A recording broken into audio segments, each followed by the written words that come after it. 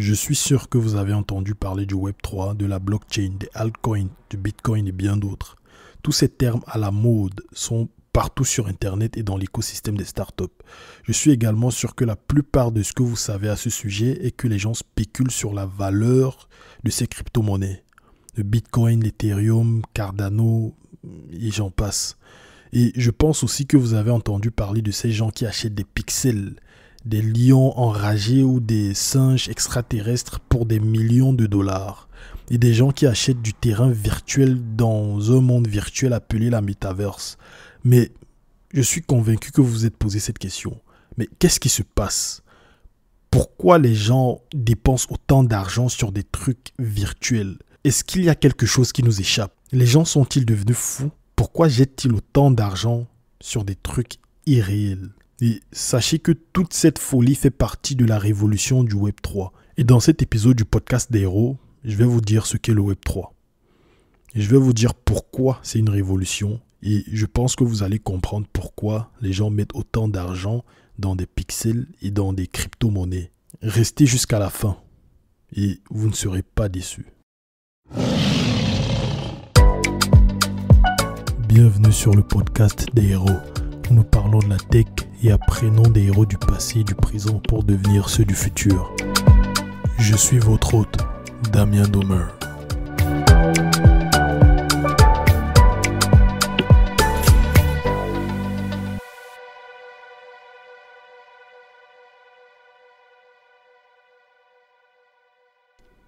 Qu'est-ce que le Web3? Pour faire simple, le Web3 est une itération du Web2. Pour comprendre ce qu'est le Web3, nous devons comprendre ce qu'était le Web1 et le Web2. Mais vous devez savoir déjà que le Web3 fonctionne toujours sur Internet. Et Internet tel que nous le connaissons aujourd'hui fonctionne avec le Web2 principalement. Le Web3 n'en est qu'à ses balbutiements. Les composants du Web3 sont le Bitcoin, altcoins, blockchain, NFT, smart contract et tout ça. Mais c'est une vision assez simpliste de la chose. Pour mieux comprendre le Web3, nous allons parler du Web1, le Web2 et leur évolution.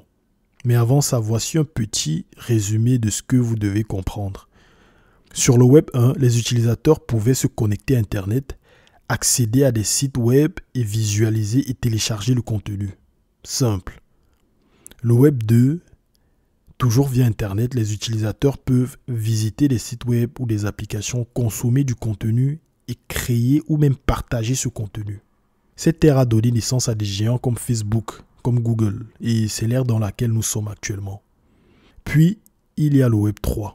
Le Web3, toujours via Internet, les utilisateurs peuvent se connecter à des sites web, des applications ou des blockchains pour consommer, créer, partager et surtout posséder leurs données. Et ils ont même la capacité d'exécuter des instructions.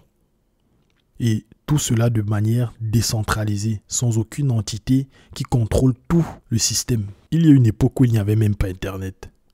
Cette époque, c'est l'époque avant le Web 1. Il y a fort longtemps, quand les ordinateurs étaient encore très très gros, où les ordinateurs n'étaient utilisés que par des institutions ou des universités ou par l'armée, les ordinateurs à cette époque-là ne communiquaient pas entre eux. Puis, tout a évolué. Il y a eu la naissance des PC, Personal Computers, et chacun d'entre nous pouvait acheter des ordinateurs et les avoir à la maison et l'utiliser avec les membres de notre famille. Mais il y a un problème qui a vu le jour. Les utilisateurs de ces PC avaient besoin de transmettre des données d'un PC à l'autre. Et c'était compliqué de faire ce transfert de données. Ce qui se passait à l'époque, c'est que les gens prenaient des disquettes, copiaient des données dans l'ordinateur A, puis allaient vers l'ordinateur B pour insérer la disquette et transmettre ces données. Et les disquettes, c'est l'ancêtre de la clé USB. Les disquettes ne pouvaient contenir que quelques kilobits de données, genre environ 1 méga ou un peu plus. Et ce procédé est très contraignant parce que déjà, si j'ai un ordinateur chez moi et mon boulot se trouve à plusieurs kilomètres de là, je dois copier les données d'une disquette et aller dans mon boulot et mettre ça dans l'ordinateur du boulot et transmettre les données.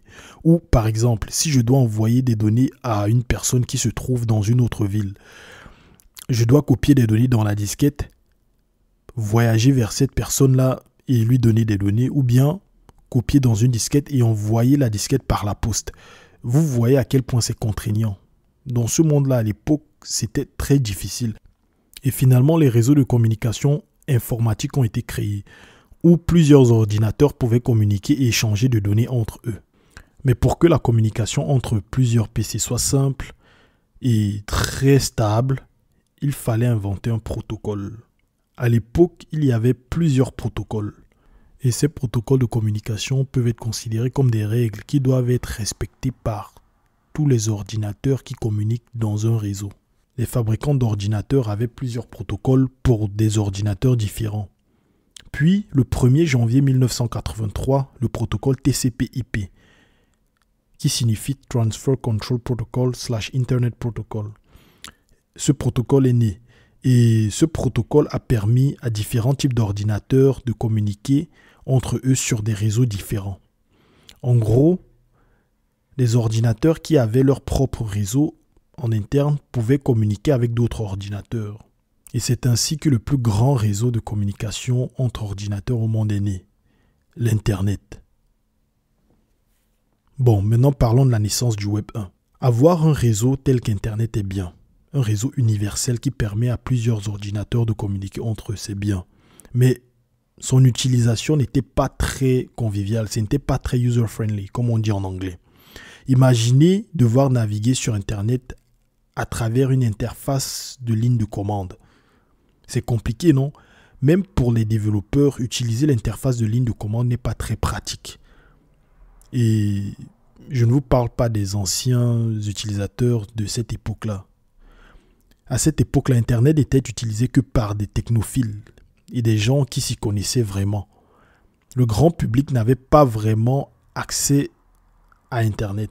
Et c'est ainsi qu'en 1991, Tim Berners-Lee a créé ce qu'on appelle le World Wide Web, 3W. Et notez que le World Wide Web est différent d'Internet. En fait, le World Wide Web peut être vu comme une application qui fonctionne sur Internet et qui est constituée d'un système de pages web interconnectées, accessibles sur Internet. Puis bam, là, on est entré dans l'ère du Web 1. Pour rendre la création du World Wide Web possible, Tim Berners-Lee a dû mettre au point des éléments de base pour construire le World Wide Web. Et ces éléments incluent un format textuel pour représenter les documents hypertextes. L'HTML, c'est ainsi que l'HTML a vu le jour. Et un protocole simple pour échanger des documents sur Internet, le Hypertext Transfer Protocol, HTTP. Puis, il fallait aussi un serveur pour donner accès aux documents. À cette époque-là, Internet ne supportait que les requêtes GET. Bon, pour les développeurs qui m'écoutent, on ne pouvait pas faire de post, pas de patch et pas de delete, rien, juste un GET. C'est drôle, non? Imaginez à quel point c'était contraignant. Mais à cette époque, déjà avoir le Web 1 était super. C'était une révolution à cette époque. Vous aviez des pages statiques. Vous pouvez naviguer d'une page à l'autre grâce aux liens. Et malgré le fait que vous ne pouviez pas modifier les données, c'était quand même bien. C'était un bon début. Et tout cela était considéré comme le Web 1. Et à cette époque-là, il y a des sociétés qui ont vu le jour, comme Yahoo, Netscape et bien d'autres. Puis, il y a eu la naissance du Web 2. Bien que nous disposions du protocole HTTP, et grâce au Web 1, nous avions des pages web, cela n'était pas très utile. Les sites web à l'époque étaient comme des panneaux d'affichage en ligne, où les utilisateurs pouvaient juste venir consulter des données, télécharger des données, mais ils ne pouvaient pas faire grand-chose. Il n'y avait pas beaucoup d'interaction avec ces pages web-là. Du coup, il a fallu environ une décennie pour rendre le World Wide Web plus interactif, ce qui a donné naissance au Web 2. Et sur le Web 2 tel que nous le connaissons aujourd'hui, le protocole HTTP a dû évoluer pour permettre aux utilisateurs de faire d'autres types de requêtes. Comme j'ai mentionné plus tôt, il n'y avait que les GET, mais en plus du GET, il y a des requêtes comme la requête POST qui a été mise dans le protocole HTTP et qui a permis au web d'évoluer. Donc, sur le Web 2 tel que nous le connaissons aujourd'hui, les utilisateurs peuvent interagir avec les données. les utilisateurs peuvent générer du contenu. Et en plus de consommer le contenu peut être adapté au profil de l'utilisateur. Et les informations peuvent être transmises des deux côtés. Ce n'est plus le serveur qui transmet les données exclusivement, mais le client aussi peut transmettre des données au serveur. Et même le transfert de données en peer-to-peer est possible désormais grâce au Web 2. Ceci s'illustre par la capacité de commenter des articles sur un blog, par exemple. L'auteur du blog écrit du contenu sur son site web et vous pouvez venir poster des commentaires. Ou peut-être avoir un profil sur un réseau social et commenter des publications d'un utilisateur et pouvoir envoyer des messages à cet utilisateur-là en privé. Tout ça a été possible grâce au Web 2. Et les sociétés qui ont vu le jour grâce au Web 2 sont Facebook, YouTube, LinkedIn et bien d'autres. Les sociétés que nous connaissons et qui sont très réputées de nos jours. Le problème avec le Web 2 est que les interactions passent toujours par un intermédiaire, par une sorte de Big Brother. Bon, pour ceux qui ont lu le livre 1984 de George Orwell. Bon, je ne vais pas trop en parler, mais une sorte de Big Brother qui surveille les interactions, qui est dans l'arrière-plan, qui contrôle tout, quoi. C'est ça le problème avec le Web 2, en fait. Et même les interactions peer-to-peer, c'est-à-dire comme les messageries. J'écris à une personne en privé et la personne me répond. Tout ça passe par une entité centralisée qui contrôle nos données. Et je pense que vous avez entendu parler du scandale Cambridge Analytica, qui a eu lieu à cause d'une société qui avait le contrôle de nos données et qui a vendu ces données. Et ça fait partie des côtés sombres du Web 2. Cette centralisation. Sur le Web 2, il y a eu ce problème de centralisation où une entité avait le contrôle total sur nos données et nos interactions. Puis, le Web 3 a vu le jour. Le Web 3 a vu le jour d'une façon particulière. Déjà, je dois parler de l'origine de la blockchain, du Bitcoin et bien d'autres. L'année 2008 a été marquée par une grande crise financière. Cette crise était principalement due au fait que les grandes institutions financières américaines n'étaient pas fiables et dignes de confiance. Ces institutions financières sont des entités centralisées qui contrôlent les interactions qu'on a avec notre argent et les paiements, les prêts, tout ça. Ces entités centralisées contrôlent tout ça. Et ces entités ont utilisé leur pouvoir de façon pas très responsable, ce qui a causé la crise financière de 2008. Du coup, un dénommé Satoshi Nakamoto a eu l'idée d'un système de paiement peer-to-peer qui ne dépendrait pas d'institutions tierces comme les banques. Les transactions seraient écrites sous la forme de blocs liés l'un à l'autre et où plusieurs ordinateurs valideraient les transactions et assureraient l'intégrité de cette blockchain grâce à un mécanisme de consensus connu sous le nom de Proof of Work. Preuve de travail en anglais. Et le 3 janvier 2009, le Bitcoin est né. Satoshi Nakamoto a fait le premier bloc, le bloc Genèse, comme on le dit, pour faire référence au premier livre de la Bible, Genesis, Genèse. Et le premier bloc, le bloc Genèse est né et le réseau Bitcoin était opérationnel. En fait, le Bitcoin était une révolution parce que ça a fait en sorte qu'on n'ait plus besoin d'une entité tierce, d'une entité centralisée qui contrôle nos transactions et qui peut faire ce qu'elle veut de nos données, ce qu'elle veut de notre argent et nous imposer des limites sur ce qu'on peut faire avec ce qui nous appartient. C'est en ça que le Bitcoin était révolutionnaire. Et à ses tout débuts, le Bitcoin n'a pas été utilisé directement pour les paiements entre tiers. Ça a plus été utilisé dans le black market, le marché noir. Et il y avait ce site internet qu'on appelait Silk Road, où les choses illégales étaient payées et les transactions étaient payées principalement en Bitcoin. Parce que ça ne laissait pas de traçabilité, il n'y avait pas besoin d'une entité centrale qui allait limiter les transactions, quoi que ce soit. Donc c'est à cette époque-là que le Bitcoin a été utilisé d'une façon un peu pas très légale. Bon, pas qu'un peu, c'était pas légal du tout.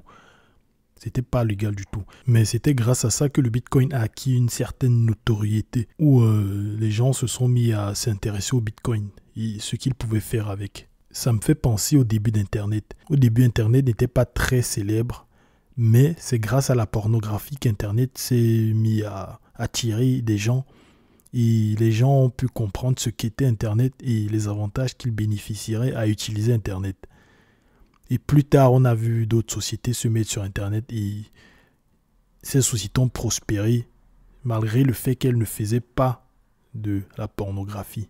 Je ne sais pas si vous voyez un peu. Ce qui a attiré les gens vers Internet, c'est un truc mauvais, tout comme ce qui a attiré les gens vers le Bitcoin. C'était aussi un truc mauvais. Bon, d'après Wikipédia et ces sources-là. Et aussi le Bitcoin, vu que c'était open source, c'est-à-dire le code était ouvert à tous. Tous ceux qui voulaient inspecter ce que le Bitcoin faisait, comment il le faisait, comment le réseau Bitcoin était conçu, comment Proof of Work fonctionnait, pouvaient le faire grâce au fait que le code était ouvert et accessible à tous. C'est même possible de modifier ce code ou bien de le fork, c'est-à-dire de le prendre, le cloner et faire sa propre copie du Bitcoin et le faire tourner sur ses propres nodes. C'est possible. Et c'est ce qui s'est passé. Les gens ont vu le potentiel du Bitcoin et se sont dit, bam, pourquoi pas faire notre version du Bitcoin? Pourquoi pas faire notre version de la blockchain? Et ça a donné naissance à ce qu'on appelle les altcoins. Ce qui veut dire les coins alternatifs. Donc les coins qui sont similaires au Bitcoin, quoi. Et ces altcoins-là profitaient aussi de la capacité d'éliminer les entités tierces dans les transactions. Et les passionnés de la technologie ont vu le grand avantage que la blockchain et les mécanismes de consensus pouvaient apporter aux interactions entre pairs sous différentes formes, pas que des paiements ou bien des transactions financières. Ils ont vu qu'ils pouvaient rendre inutile le recours à une entité tierce, une entité centralisée dans plusieurs domaines. Cela a donné naissance à plusieurs technologies, comme les NFT, les smart contracts, et ces technologies-là rendent la décentralisation applicable à différents domaines, pas que le domaine financier. Nous y reviendrons dans d'autres épisodes. Nous allons parler de ça en détail dans d'autres épisodes, je vous promets. La révolution du Web3 a commencé lorsque les gens ont pris conscience des problèmes que pose le contrôle des interactions sur Internet par une entité centralisée. Selon Wikipédia, le terme Web3 a été inventé par Gavin Wood, qui est le fondateur de Polkadot et le cofondateur d'Ethereum. Il est bien connu dans le monde de la blockchain, dans le monde des crypto-monnaies, il est très connu. Et il a prononcé ce mot en 2014, faisant référence à un écosystème en ligne décentralisé basé sur les blockchains. Et en 2021, le terme Web3 a gagné en popularité. En termes simples, le Web3 est une itération du World Wide Web, où les blockchains, les crypto-monnaies, les smart contracts et les NFT sont utilisés pour fournir un Internet décentralisé. Un Internet où les participants n'ont pas besoin d'avoir confiance en d'autres participants dans le réseau. Un Internet où on n'a pas besoin d'avoir une permission d'une entité centralisée pour faire quoi que ce soit. Un Internet où les utilisateurs sont entièrement propriétaires de leurs données et où les règles sont appliquées par le processus de consensus, soit par Proof of Work, Proof of Stake ou d'autres types de consensus. Bon, ça c'est des trucs, des détails, des termes un peu techniques et on va en parler dans d'autres épisodes. Nous pourrons littéralement dire que le Web3 redonne le pouvoir au peuple. En termes techniques, nous pourrions définir le Web3 comme une itération du World Wide Web, où les données sont gérées par un réseau peer-to-peer d'ordinateurs suivant des règles définies dans un protocole et sécurisées par un consensus majoritaire de tous les participants du réseau. Et ces participants sont incités par des jetons de réseau. Donc les jetons sont comme des, comme on dit en anglais, des incentives. C'est comme une sorte de rémunération pour leur travail. Et ces jetons-là, les exemples de jetons sont par exemple le Bitcoin, l'Ethereum et plusieurs autres. Cela permet à des utilisateurs qui ne se font absolument pas confiance de conclure des accords et de régler leurs différends sur Internet. Cela garantit également que chaque règle soit appliquée équitablement. Dans l'article qui accompagne cet épisode, j'ai rajouté un diagramme qui vous montre un peu la différence entre le Web 1, le Web 2 et le Web 3. Vous pouvez trouver l'article sur mon blog. Le lien, c'est doumer.me, doomer.me. C'est le lien vers mon blog. Et vous verrez l'article là-bas. Je pense que je vais rajouter le lien dans la description. Maintenant, nous savons ce qu'est le Web 3. Une fois que la blockchain a été créée, le Bitcoin a été créé, les altcoins ont été créés, plusieurs autres technologies ont vu le jour, telles que les smart contracts, les NFT et bien d'autres. Et cela a apporté des avantages qu'on ne soupçonnait même pas à la blockchain, à cette nouvelle technologie. Et grâce à ces avantages-là, il y a plusieurs bénéfices que nous pouvons tirer du Web 3. Et c'est grâce à ça que vous voyez cette folie qui est en train de se passer actuellement dans le monde. Et maintenant que vous savez tout ça, vous devez sûrement avoir une idée de la raison pour laquelle le Web 3 est considéré comme une révolution. En plus de ce que nous avons mentionné ci-dessus, il y a plusieurs raisons pour lesquelles il est considéré comme une révolution. Et déjà, une des raisons est que tout utilisateur du Web 3 est le seul propriétaire de ses données et de tous les actifs que cette personne acquiert. Par exemple, si vous jouez à un jeu vidéo et que vous achetez des outils et des actifs dans le jeu, la société propriétaire du jeu vidéo peut vous retirer la propriété de ces actifs actuellement sur le Web 2. Mais si ces actifs étaient liés à des NFT sur la blockchain, vous seriez le seul propriétaire de ces actifs.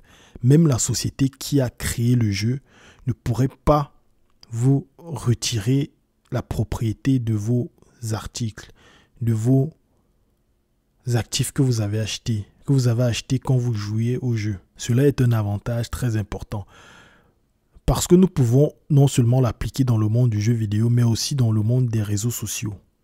Vous aurez un réseau social, par exemple, sur le Web 3 où vos données vous appartiennent, où il n'y a pas d'entité centralisée qui peut venir prendre vos données, consulter vos interactions, vendre vos données ou vous bannir d'un simple clic et faire ce que cette personne veut de votre compte. Non, ce n'est pas possible sur le Web 3. Sur le Web 3, tout est décentralisé. Et une fois qu'un truc vous appartient, il vous appartient. C'est marqué dans la blockchain, dans les transactions grâce aux NFT et c'est comme ça. L'autre avantage est que le Web 3 ne fonctionne pas avec des tiers de confiance ou centralisés ou une entité centralisée. Au lieu de cela, il fonctionne d'une manière telle que chaque acteur du réseau est supposé être indigne de confiance. Tous les acteurs sur les réseaux d'une blockchain ne sont pas considérés comme des personnes de confiance. Il s'appuie principalement sur des mécanismes économiques qui impliquent un consensus et des incitations sous la forme de jetons de réseau. Cela permet à des acteurs qui ne se connaissent pas d'effectuer en toute sécurité des transactions sur le réseau Web 3. Cela signifie que sur le Web 3, il y a cette capacité à prendre du risque. Vous pouvez faire des transactions risquées. Vous pouvez faire des transactions qui seraient qualifiées de risquées sur le Web 2. Mais sur le Web 3, ces transactions seraient totalement safe. Vous ne courrez aucun risque. Tous les acteurs dans un réseau Web 3 sont considérés comme des personnes qui ne sont pas du tout dignes de confiance. Toutes les décisions qui sont prises sur le Web 3 sont prises après un consensus des nœuds sur le réseau.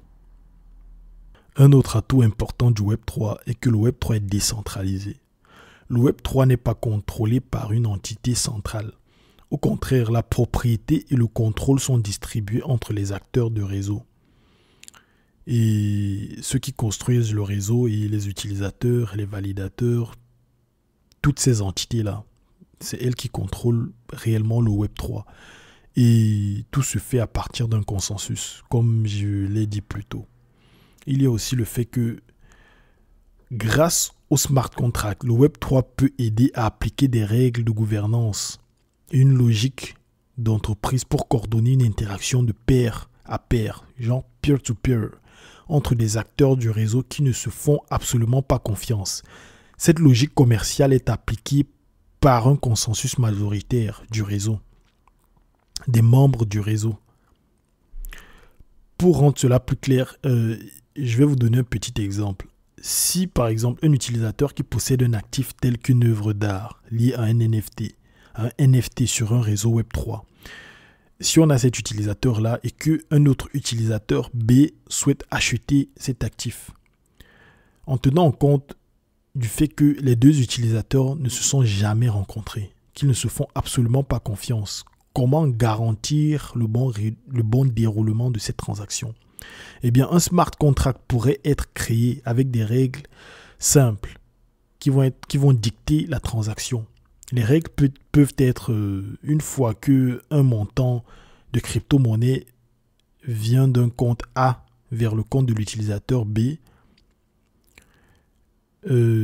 par contre, je veux dire vers l'adresse de l'utilisateur B, la propriété du NFT ou de l'actif sera transférée de l'utilisateur A à l'utilisateur B.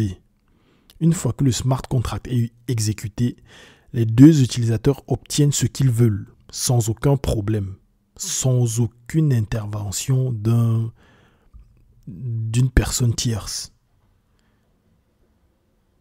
Mais en revanche, sur le Web 2, cette transaction aurait nécessité l'intervention d'un tierce qui dispose de toutes les informations sur les deux parties, les deux utilisateurs, et qui fournit une méthode de paiement par l'intermédiaire d'une banque tierce, qui prendrait sûrement, et cette entité tierce prendrait sûrement une part de l'argent de la transaction. Et il n'existe aucun moyen solide pour garantir que l'un des utilisateurs ne trompe pas l'autre. Pourtant, sur le Web 3, il y a des mécanismes qui sont déjà mis en place par défaut. Et les transactions sont au préalable faites de telle sorte que les deux acteurs sont considérés comme des truands, comme des gens qui ne sont pas du tout dignes de confiance. Et les instructions qui sont définies dans le smart contract seront appliquées de façon équitable. Vous voyez ce genre d'avantage. Je ne sais pas si vous voyez, mais c'est un truc qui est assez fou. Parce que ça peut révolutionner l'interaction entre peer-to-peer. Cette technologie peut révolutionner carrément les interactions même dans le monde réel dans lequel nous nous trouvons. Pas juste des transactions qui impliquent des crypto-monnaies, mais des transactions de la vie réelle. Par exemple, je veux vendre mon téléphone à une autre personne. Je n'ai pas besoin de passer par une entité centralisée comme eBay ou comme Le Bon Coin pour vendre mon téléphone. Je peux juste le faire directement à quelqu'un que je ne connais pas, avec quelqu'un que je ne connais pas, et sans craindre de me faire arnaquer. Parce que les règles seront écrites et établies dans le smart contract, qui feront en sorte que la transaction va se passer de façon équitable. Vous voyez, bon, j'espère que vous me comprenez. J'espère que vous me comprenez parce que je sais pas. Bon, il y a un autre avantage encore. L'avantage que le Web 3 a est que tout le monde peut participer de manière égale au Web 3, à un réseau du Web 3. Personne n'a besoin de l'autorisation d'une entité centrale et personne ne va juste être banni juste par le gré, par le bon vouloir de cette entité centrale ou par quelques clics. Prenons en considération tous ces atouts. Je pense que vous voyez pourquoi le Web 3 excite autant les technophiles. Pourquoi est-ce que les gens, au début, ces atouts ont été utilisés pour des transactions frauduleuses. Comme nous l'avons mentionné plus tôt, le Bitcoin à ses tout débuts était utilisé comme monnaie de paiement sur des sites de pirates tels que Silk Road pour acheter des trucs sur le marché noir. Et ce qui était vendu dans ce marché noir était des choses pas légales du tout. Et c'est un peu grâce à ça que le Bitcoin s'est fait connaître. Mais au fur et à mesure que le temps passe, les activités illégales ont diminué.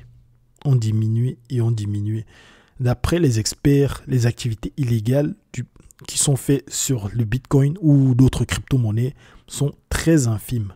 Très infimes. Et par contre, actuellement, ce qui se passe, c'est plus de la spéculation boursière sur la valeur de ces crypto-monnaies. Mais le Web3 apporte beaucoup plus que les crypto-monnaies. Ça apporte d'autres technologies révolutionnaires telles que les NFT, les smart contracts. Et ces technologies peuvent être utilisées pour autre chose que la spéculation boursière, que la spéculation sur la valeur d'un actif. Et c'est grâce à ces caractéristiques, grâce au pouvoir que les NFT, les smart contracts, les crypto-monnaies nous apportent, que les technophiles voient l'avenir à travers ce Bitcoin, à travers ces réseaux de blockchain.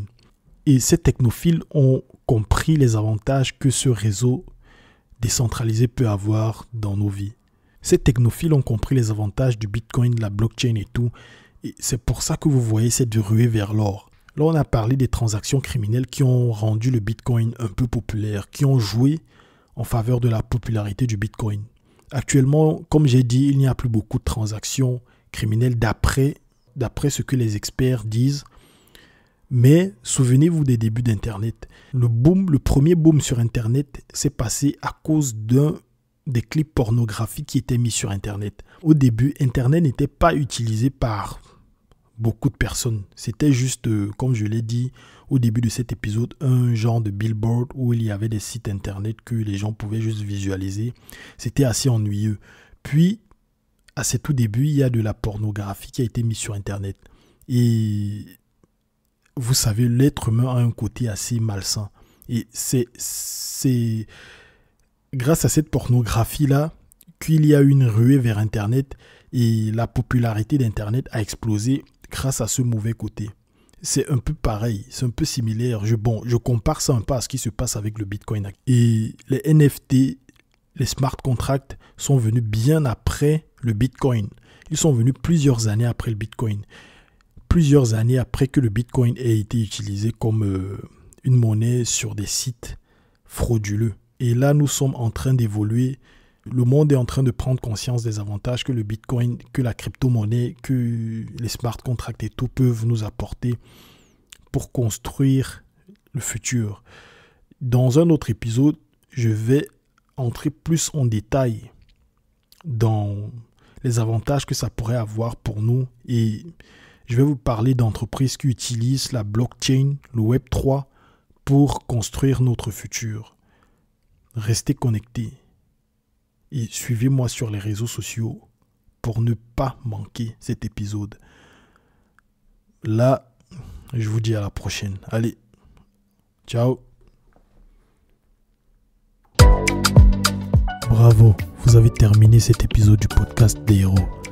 Merci de le partager avec 2 personnes de votre entourage. Donnez-lui une note de 5 étoiles et rajoutez un gentil commentaire pour que l'algorithme puisse le proposer à un maximum de personnes.